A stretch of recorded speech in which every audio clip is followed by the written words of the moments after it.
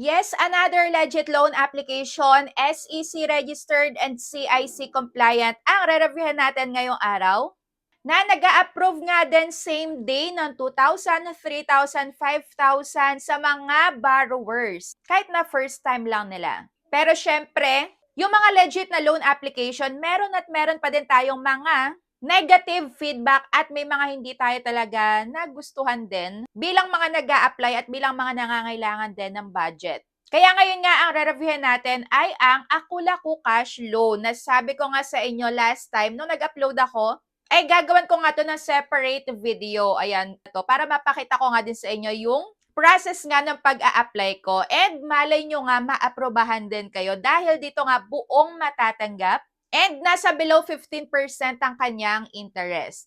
Pero syempre, kung bago ka pa nga lang pala dito sa aking YouTube channel, huwag mo kalimutang mag-subscribe and pindutin mo na din yung notification bell para lagi ka maging updated sa mga next uploads ko. At huwag mo kalimutang mag-like, share, and comment dyan sa my comment section din.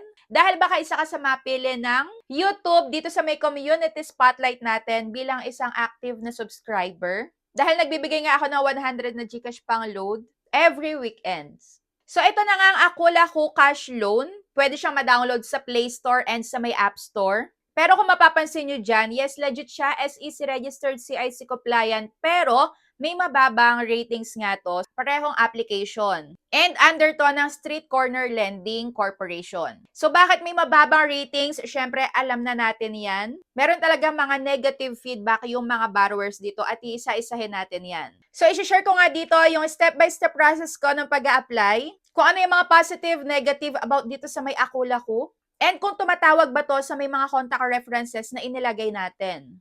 So ako nga nag-install ako dito sa may, parehas naman din, pero dito ako nag-apply sa may iOS. Disclaimer ha, hindi ko kayo hinihikayat na mag-apply sa mga loan application na nire-review ko dahil kasasabi ko lang, nire-review ko lang sila at kayo na din mag-decide kung okay ba sa inyo yung nire-review natin dito sa may YouTube channel natin. Kung tingin nyo makakatulong ba sa inyo or hindi. So dito nga sa may Akulaku, yes, meron nga na-aprobahan dito first time. And maximum loan amount dito is up to 60,000 pesos. So ayan, monthly siya, hindi lang siya 7 days, 3 to 6 months ang bayaran.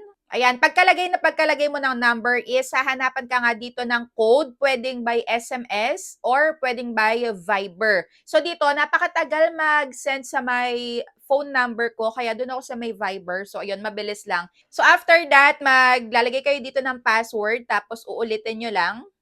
At eto na yung pinakalalabas sa may homepage natin. Ayan, up to 60,000 pesos and 5 minutes fast withdrawal. Ayan, 100% disburse. Yes, ayan, wala nga siyang matatanggal. Walang matatanggal dito. Buo talagang matatanggap. So, ayan, may tatlong process nga dito. So, yung una is maglalagay tayo about sa personal information natin.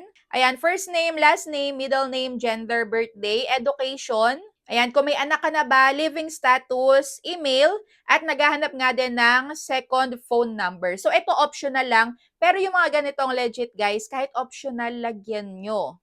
Kasi, ayan, base sa may experience lang, habang nag-a-apply ako sa ibang mga loan application, mas mataas ang chance ng approval pag nilalagyan nyo kahit na optional lang. Ayan, comment down below kung agree kayo or hindi.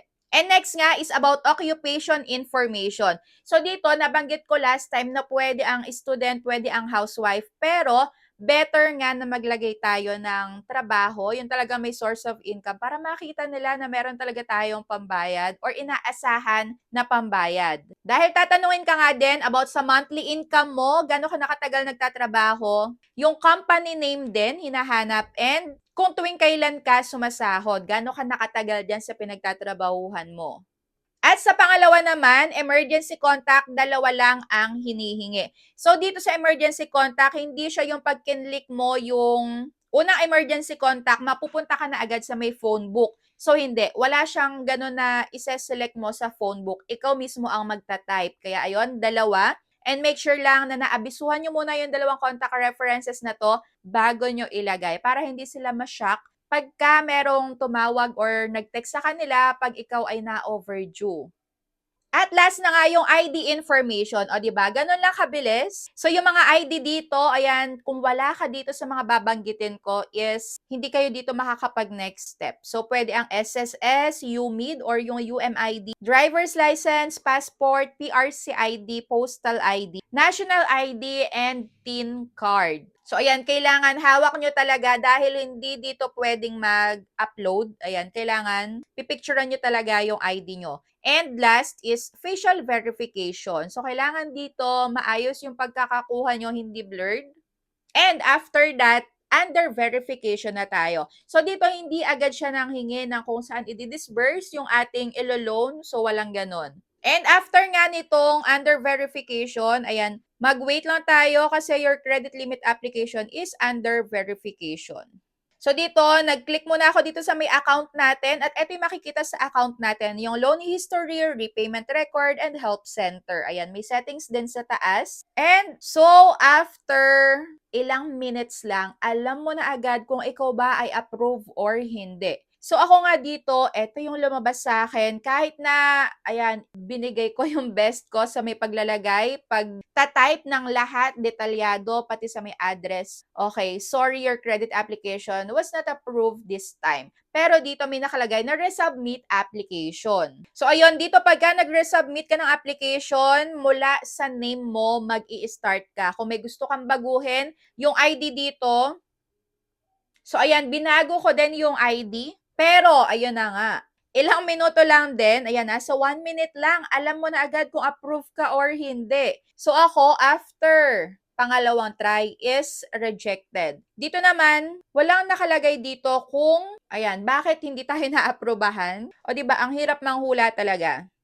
Pero ayun na nga guys, ako ay na-reject. Pero syempre, hindi doon nagtatapos ang ating pagre-review. Dahil dito nga nag-search din ako about sa may Akula ko. Dahil kung mapapansin nyo nga, meron sa inyong tatawag kung kayo ay gumagamit ng TikTok Pay Later, Laz Pay Later. May possibility nga na matawagan kayo ng from Akula ko. Dahil, ayan, fintech group nga siya na nagpopondo sa may mga financial services kagaya ng sabi ko sa inyo last time. Kaya kung ma-overdue man kayo sa mga sinabi ko is, ayan, possible Akula ko yan. Galing sa Akula ko.